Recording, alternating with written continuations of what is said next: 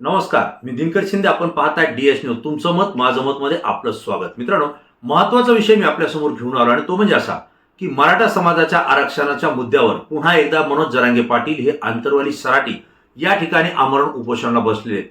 विशेष म्हणजे त्यांना साथ देण्यासाठी अनेक मराठा समाज बांधव आंतरवाली सराटीमध्ये आमरण उपोषण करतायत. आज दुसरा दिवस झाल्यानंतर काही त्या ठिकाणी आंदोलनकर्त्यांची प्रकृती सुद्धा बिघडली, ही सुद्धा माहिती आपल्यापर्यंत या ठिकाणी मी देतोय. परंतु प्रश्न असा आहे की छगनराव भुजबळ हे एवढे महायुतीमधले मातब्बर नेते असताना त्यांना मंत्रिमंडळातून बाजूला का ठेवण्यात आलं, याविषयी आपली सगळी चर्चा यापूर्वी सुद्धा झालेली आहे. आणि महाराष्ट्रामध्ये हाच विषय चर्चेला जातो की ज्या छगनराव भुजबळांनी लोकसभा निवडणुकीमध्ये महायुतीला विजयी करण्यासाठी प्रयत्न केले होते, किंबहुना त्यापेक्षा अधिक विधानसभेच्या निवडणुकीमध्ये जाहीर सभा घेणं किंवा ओबीसी विरुद्ध मराठा हा जो काही वाद निर्माण करताना छगनराव भुजबळ यांची भूमिका महत्वाची ठरलेली आहे. मी यापूर्वीच्या व्हिडिओमध्ये सुद्धा सांगितलं होतं की मनोज जरांगे पाटील हे मराठा आरक्षणाचा मुद्दा घेऊन आंदोलन करत होते.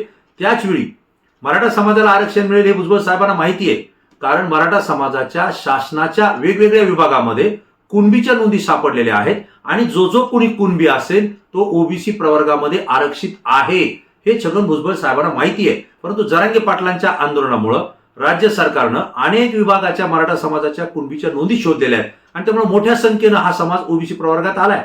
परंतु जरांगे पाटलांची मागणी अशी आहे की काही लोकांच्या नोंदी सापडत नाहीये, त्यांचं सरसकट सगळे सोयरे या नात्याप्रमाणे त्यांना सुद्धा ओबीसी प्रवर्गात घ्यावं, ही त्यांची मागणी आहे. आणि ही मागणी जेव्हा भुजबळ साहेबांच्या लक्षात आली की असं जर झालं तर संपूर्ण मराठा समाज हा ओबीसी प्रवर्गामध्ये येतोय आणि ओबीसी मध्ये तर जवळपास 376 पेक्षा अधिक जाती किंवा जवळजवळ 376 जातीचे लोक आहेत. मग हा जो काही समाज आहे यांचं नेतृत्व आजपर्यंत आपण ओबीसी म्हणून केलं, आता मराठा समाज जर यामध्ये समाविष्ट झाला तर मग ओबीसीचा मोठा भाऊ हा मराठा समाज होईल आणि मग बाकीच्या समाजाचं नेतृत्व आपल्याकडेच राहिलं पाहिजे. यासाठी त्यांनी पुन्हा आंदोलन केलं, एल्गार सभा घेतल्या आणि मराठा विरुद्ध ओबीसी हा वाद सुद्धा महाराष्ट्रामध्ये निर्माण झाला.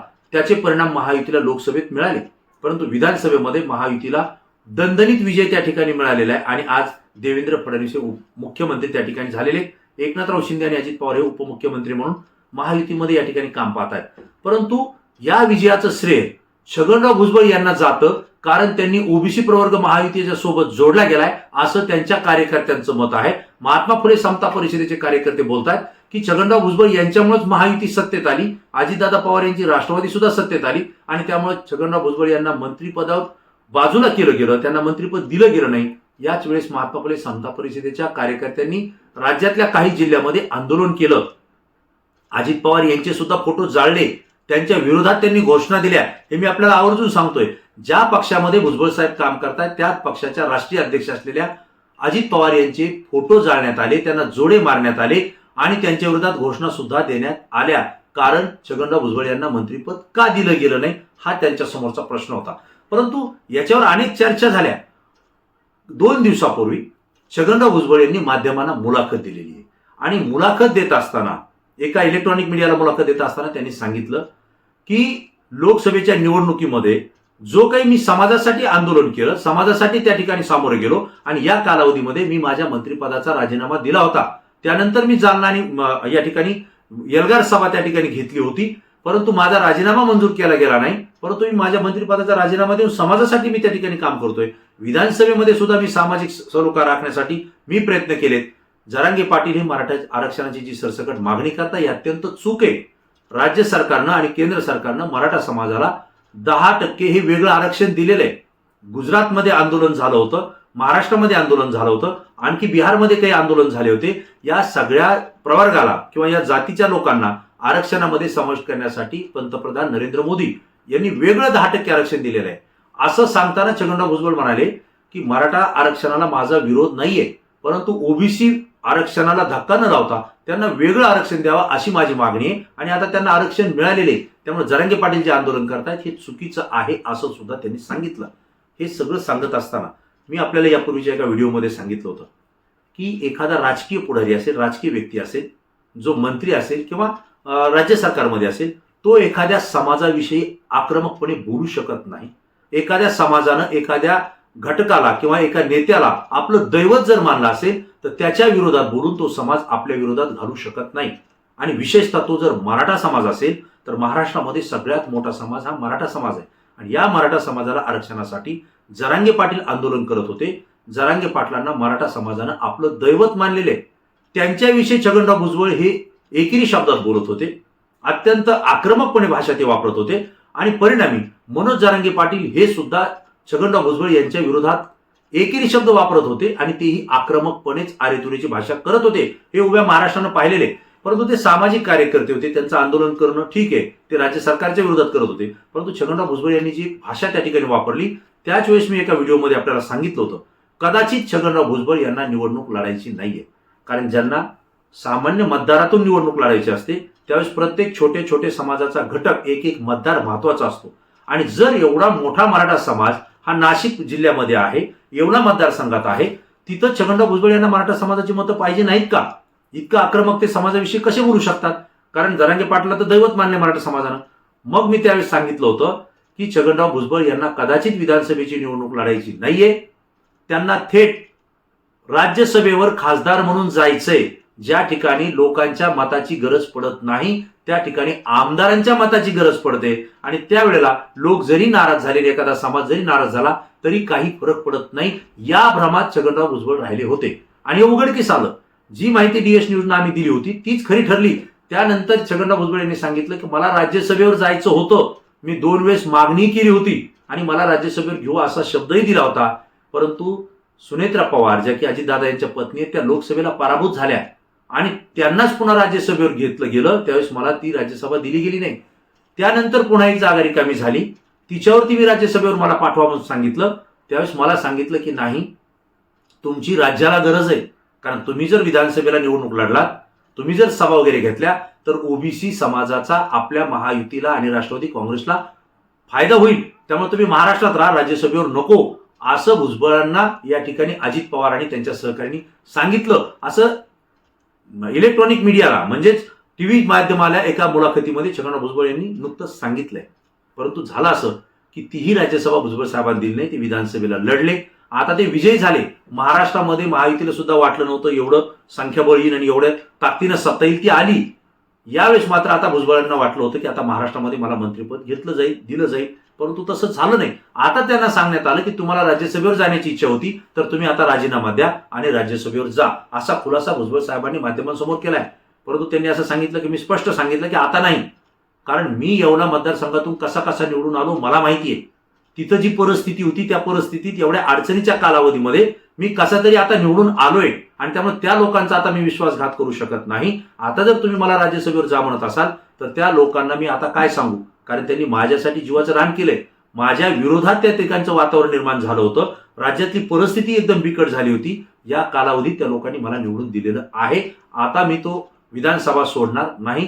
किमान मला 2 वर्ष मंत्रिपदी काम करू द्या, 2 वर्षानंतर मी पुन्हा वर राज्यसभेवर जाईल, असं सुद्धा भुजबळ साहेबांनी अजित पवार आणि त्यांच्या सहकाऱ्यांना सांगितलं होतं. असं ते स्वतः या मुलाखतीमध्ये बोललेले आहेत. परंतु हे सगळं सांगत असताना आज लक्षात आलं की त्यांना आता मंत्रिपदावर घेतलं गेलेलं नाही. मग आता भुजबळ साहेब नेमकं जाणार कुठं? ते तर अजित पवारांवर नाराज झालेत, राष्ट्रवादीवर नाराज झालेत, परंतु ते भारतीय जनता पार्टीच्या नेत्याचं उदो करतायत, त्यांचं कौतुक करतायत. आता भुजबळ साहेब हे भाजपमध्ये जाणार का, हा ज्यावेळेस प्रश्न उपस्थित केला त्यावेळेस त्यांनी सांगितलं की थोडं थांबा, तुमच्या लक्षात येईल. कारण यापूर्वी सुद्धा 21 बाईट देताना त्यांनी सांगितलं होतं, जा नाही चैना वहा नाही रहना, म्हणजे जिथं चैन नाही तिथं राहायचं नाही. आता छगनराव भुजबळ यांना राष्ट्रवादीमध्ये चैन नाहीये, म्हणून मी आता काहीतरी निर्णय घेईल, अशा पद्धतीचं त्यांचं वक्तव्य होतं. आणि छगनराव भुजबळ हे कदाचित वेगळा पक्ष, वेगळी संघटना या ठिकाणी उभा करतील आणि महायुतीसोबत भाजपचा मित्र पक्ष म्हणून सहभागी होतील, असं एक चित्र आहे. हा व्हिडिओ मी तुम्हाला कालच या ठिकाणी माहितीचा दिलेला आहे. परंतु आता एक गोष्ट लक्षात येते, मनोज जरांगे पाटील आंतरवली सराटीमध्ये ज्यावेळेस उपोषणाला बसलेत त्यावेळेच्या संदर्भात प्रश्न विचारल्यावर भुजबळ साहेबांनी सांगितलं की त्यांची जी मागणी आहे ती योग्य नाहीये आणि जर ते अशाच पद्धतीनं मागणी करत असतील तर मी मैदानात उतरेल, मी रस्त्यावर उतरेल आणि जशा लाखोच्या सभा मी यापूर्वी घेतल्या आता थेट लाखोच्या सभा मी घेईल, असं त्यांनी स्पष्टपणे सांगितलंय. जरांगे पाटलांचं आंदोलन किती तीव्रता घेतं, त्याला किती गांभीर्यानं राज्य सरकार घेतं हे पाहून मी माझी भूमिका ठरवणार आहे. कारण त्यावेळेस तर मी मंत्री होतो तरी मी राजीनामा देऊन रस्त्यावर उतरलो आणि आंदोलन केलं आणि या आरक्षणाच्या लढ्याला मी विरोध केला. आता तर मी मंत्री नाही, आता मी मोकळा झालोय, माझ्याकडे पूर्ण वेळ आहे, त्यामुळं आता मी लढा देणार, मी लढा उभा करणार, असं त्यांनी स्पष्टपणे सांगितलंय. याचा अर्थ मित्रांनो, छगनराव भुजबळ घटनात्मक पदावर असताना विधानसभेमध्ये मनोज जरांगे पाटील आणि मराठा समाजाच्या आरक्षणावर थेट बोलले. आता बाहेर येऊन सुद्धा त्यांनी सभा घेऊन ते थेट बोलले. त्यावेळेस राज्य सरकारमधल्या अनेक आमदार मंत्र्यांनी सांगितलं होतं की तुम्हाला जर मराठा समाजाच्या किंवा जरांगे पाटलांच्या विरोधात आणि ओबीसीच्या बाजूने सभा घ्यायच्या असतील, बोलायचं असतील, तर तुम्ही मंत्रिपदाचा राजीनामा द्या. हे माजी मुख्यमंत्री पृथ्वीराज चव्हाण यांनी तर थेट सभागृहात सांगितलं होतं की तुम्ही राजीनामा द्या, बाहेर समाजासाठी काम करायला जा. आता जर मनोज जरांगे पाटील पुन्हा आंदोलन करणार हे तर त्यांनी 6 महिन्यापूर्वी जाहीर केलेले की 25 जानेवारीला आमच्या मागण्या मान्य नाही झाल्या तर मी आंदोलन करतोय. हे राज्य सरकारला माहिती आहे. सरकार पुन्हा त्याच लोकांचं आलंय, फक्त खांदेपारट झालेली आहे. मग सरकार जर तेच असेल, मागण्या जर त्याच असेल आणि पूर्णत्वास आम्ही नेऊ असं देवेंद्र फडणवीस यांनी स्पष्टपणे सांगितलं होतं. आणि त्यामुळं आता त्यांच्या मागण्या जर पूर्ण करत असतील किंवा जरांगे पाटील आंदोलन करत असतील तर पुन्हा छगनराव भुजबळ मंत्रिमंडळात असल्यानंतर ते पुन्हा जाहीर सभा घेतील, पुन्हा अशा पद्धतीनं बोलेल आणि मंत्रिमंडळाला त्या ठिकाणी पुन्हा गालबोट लागल की घटनात्मक पदावरून भुजबळ साहेब बोलतायत. मग यांना बाजूला ठेवा ना, कारण हे जर मंत्री जर नसले तर हे जरांगे पाटील आणि मराठा आरक्षणाच्या विरोधात जाहीरपणे सभाही घेऊ शकतात आणि जाहीरपणे बोलूही शकतात. म्हणजे जरांगे पाटलांच्या विरोधात बोलण्यासाठी छगनराव भुजबळ यांना मंत्रिमंडळातून महायुतीनं मोकळं ठेवलेलं आहे असं याच्यातून स्पष्टपणे दिसतंय. कारण त्यांना त्याही वेळेस महायुतीतल्या कोणत्याही नेत्यानं, कोणत्याही पक्षानं तुम्ही बोलू नका, शांत राहा असं म्हटलं नव्हतं. आणि आता तर ते मंत्रीच नाहीयेत, ते आमदार आहेत आणि समाजासाठी मी काम करतोय, समाजाचा लढा देतोय असं म्हणून ते जाहीरपणे सभा घेतील, जाहीरपणे बोलतील. यातून एक चित्र स्पष्ट होत आहे की महाराष्ट्रामध्ये मराठा आणि ओबीसी असा जर वाद निर्माण केला तर ओबीसी समाज हा महायुतीच्या बाजूनं मतदान करतोय हे विधानसभेत लक्षात आलं. आणि त्याच वेळी मराठा समाजाच्या मागण्या जर योग्य पद्धतीने हाताळल्या आणि जरांगे पाटलांच्या पद्धतीनं जर एखाद दुसरा निर्णय दिला तर मराठा समाज सुद्धा आपल्याच बाजूने येतोय हे सुद्धा विधानसभेत दिसलं. म्हणून तर 237 पेक्षा अधिक आमदार हे महायुतीचे या ठिकाणी आले.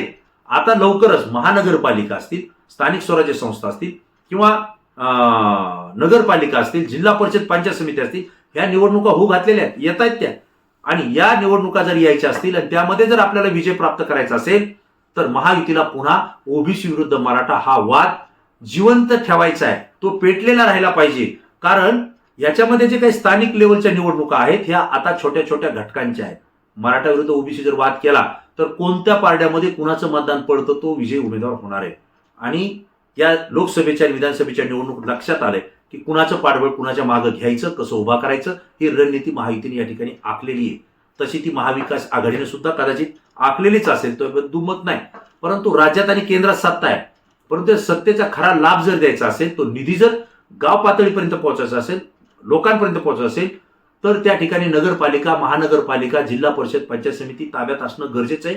कारण हा कोट्यवधीचा निधी याच संस्थेच्या माध्यमातून ग्रामीण भागात आणि शहरी भागात जात असतो. आणि म्हणून हे जर आपल्याला निवडणुकीत आपल्या बाजूने घ्यायचं असेल तर भुजबळ साहेब हे ओबीसी साठी रस्त्यावर उतरले पाहिजेत. जरांगे पाटील आणि मराठा समाजाच्या विरोधात ते बोलले पाहिजेत आणि पूर्ण ओबीसी समाज एका बाजूला त्यांनी केला पाहिजे. हे महायुतीचं आणि विशेषतः भारतीय जनता पार्टीची रणनीती असल्याचं स्पष्टपणे या ठिकाणी दिसतंय. त्याच वेळेला जरांगे पाटील जे आरक्षण आंदोलनाला बसलेले त्यांना उपोषण करू द्या. पहिला दुसरा दिवस झालेला आहे, आणखी 7-8 दिवस करू द्या. त्यानंतर त्यांना थोड्या थोड्या काही मागण्या असतील त्या आपण पूर्णत्वास नेण्याचा प्रयत्न करू, आश्वासन देऊ, शब्द देऊ. पूर्ण मराठा समाज जोपर्यंत जरांगे पाटलांच्या पाठीशी एकवटत नाही, ती ताकद पूर्ण एकत्र आलेली पहिल्या आंदोलनासारखी दिसत नाही, तोपर्यंत राज्य सरकार जरांगे पाटील आणि मराठा समाजाच्या आरक्षणाच्या संदर्भात ठोस निर्णय घेणार नाही हे यातून स्पष्ट होतंय. राज्य सरकारमध्ये सहभागी झालेले जे काही महायुतीचे नेते आहेत, विशेषतः भारतीय जनता पार्टीचे, यांना असं वाटतं की भुजबळांनी मोठा लढा द्यावा, सगळा ओबीसी माग उभा करावा, जरांगे पाटलांनी आंदोलन करावं, भुजबळांनी विरोध केल्यानंतर सगळा मराठा समाज त्यांच्या पाठीशी यावा आणि 2 समाज एक केंद्रित झाले की त्यानंतर दोघांनाही आपण योग्य पद्धतीने हाताळू आणि त्यांच्या पाठीशी असलेले दोन्ही समाज हे महायुतीच्या उमेदवाराच्या माग स्थानिक स्वराज्य संस्थेमध्ये आपण उभा करू आणि एकदा सत्तेत येऊ. त्यानंतर पुढे आपण काय करायचं ते पाहू. यामध्ये जर छगन भुजबळांमुळे जर सत्ता आपल्याकडे आली असेल तर छगन भुजबळ यांना पुन्हा राज्यसभेवर घेऊन पुन्हा दिल्लीमध्ये का मंत्री करणं होईना हाही प्रश्न आहे. आणि जर तसं करताच येत नसेल तर भारतीय जनता पार्टीनं आपल्या कोट्यातलं एक मंत्रीपद राखून ठेवलेलं आहे. हे एक मंत्रीपद कोणासाठी राखून ठेवलंय हा प्रश्न या ठिकाणी उपस्थित होतोय. कारण भाजपचे मातबर नेते आहेत, ज्यांना दिलं ते आहेत, परंतु बाकीच्यांना त्या ठिकाणी दिलं नाही. कदाचित छगनराव भुजबळ हे जर मित्रपक्ष म्हणून सोबत आले तर त्यांना हे मंत्रिपद द्यायचंय का हा सुद्धा विषय या ठिकाणी चर्चेचा महत्वाचा आहे. आणि त्यामुळे भुजबळ साहेबांना जर ओबीसी समाज एकवटला, ताकद एकत्र केली आणि जरांगे पाटलांच्या विरोधात ते आक्रमक झाले, स्थानिक स्वराज्य संस्थेत जर आपलं बळ आलं तर निश्चितपणे छगनराव भुजबळ यांना मंत्रिपद दिलं जाईल आणि त्यांना पुन्हा राज्य सरकारमध्ये सहभागी करून घेतलं जाईल असे संकेत या ठिकाणी या प्रकरणात मिळत आहेत. आणि दुसरीकडे जरांगे पाटलांच्या आंदोलनामध्ये जोपर्यंत संपूर्ण मराठा समाज हा त्यांच्या पाठीशी एकवटलेला दिसत नाही, ते चित्र स्पष्ट होत नाही, तोपर्यंत मराठा समाजाची कुठलीही मागणी मान्य करायची नाहीये. जर तो एकत्रितपणे आला तर मग मात्र निवडणुकीच्या तोंडावर त्यातली काही मागणी ही मान्य करायची, कदाचित समित्या नियुक्त करायच्या, पुन्हा त्यांच्या कुणबीच्या नोंदी शोधायच्या, गुन्हे मागे घ्यायचे आहेत ते मागे घेतले जातील आणि समाजाला त्या ठिकाणी विश्वास दिला जाईल की हेच महायुतीचे सरकार तुमचा प्रश्न सोडू शकतं आणि मग मराठा समाजाची मतं सुद्धा स्थानिक स्वराज्य संस्थेच्या निवडणुकीमध्ये आपल्या बाजूने करून घ्यायची आणि याही ठिकाणी नगरपालिका, महानगरपालिका आणि जिल्हा परिषद पंचायत समितीमध्ये आपलं सत्ता त्या ठिकाणी आली पाहिजे. यासाठी महायुतीचे हे सगळे प्रयत्न आहेत असं माझं या ठिकाणी स्पष्ट मत आहे. कारण भुजबळ साहेब जरांगे पाटलाचं आंदोलन जेवढं तीव्र होईल त्यानंतर ते एल्गार सभाही घेणार आहेत, सगळ्या ओबीसीना एकत्रही करणार आहेत, हे त्यांच्या मुलाखतीतून या ठिकाणी स्पष्ट झालेलं आहे. आणि यावरून मी एक निष्कर्ष काढलाय, राजकीय विश्लेषकाशी चर्चा करताना सुद्धा एक या ठिकाणी निर्णय निघालाय, तो म्हणजे असा की जरांगे पाटलांच्या विरोधात बोलण्यासाठी छगनराव भुजबळ यांना मंत्रिपद दिलं नाही, त्यांना मोकळं ठेवण्यात आलेलं आहे. तुम्ही मोकळे राहा आणि बिनधास्त बोला आणि मराठा विरुद्ध ओबीसी हा वाद जिवंत ठेवा. कदाचित याचसाठी त्यांना मंत्रिपदातून बाजूला ठेवले असं माझं मत आहे. मित्रांनो, तुम्हाला काय वाटतंय? छगनराव भुजबळ यांना जरांगे पाटील आणि मराठा आरक्षणाच्या विरोधात बोलण्यासाठी मंत्रिपदातून मोकळं ठेवलंय का? स्थानिक स्वराज्य संस्था ताब्यात घेतल्यानंतर पुन्हा छगनराव भुजबळ यांना राज्य सरकारमध्ये महत्वाच्या मंत्रिपदाची जबाबदारी दिली जाईल का? काय आहे यामध्ये कूटनीती? तुम्हाला काय वाटतंय? तुमचं उत्तर तात्काळ द्या, कारण तुम्ही अत्यंत अभ्यासू आहात. संपूर्ण महाराष्ट्रातून तुमच्या प्रतिक्रिया असतात म्हणून ते आमच्यासाठी महत्वाचे असतात. मित्रांनो, जाता जाता एक विनंती करेन, डीएस न्यूजला आपण सबस्क्राईब केलं नसेल तर तात्काळ सबस्क्राईब करा, कारण डीएस न्यूज ही सत्य माहिती रोखठोक आणि परखडपणे तुमच्यापर्यंत व्यक्त करते आणि जनजागृतीचं काम करते. त्यामुळं ही माहिती, व्हिडिओ जर तुम्हाला आवडले असतील तर जास्तीत जास्त मित्रांना शेअर करा आणि डीएस न्यूजला सुद्धा सहकार्य करा. पुन्हा नवीन विषय, नवीन मुद्दा घेऊन आपल्या समोर येईल. तोपर्यंत धन्यवाद.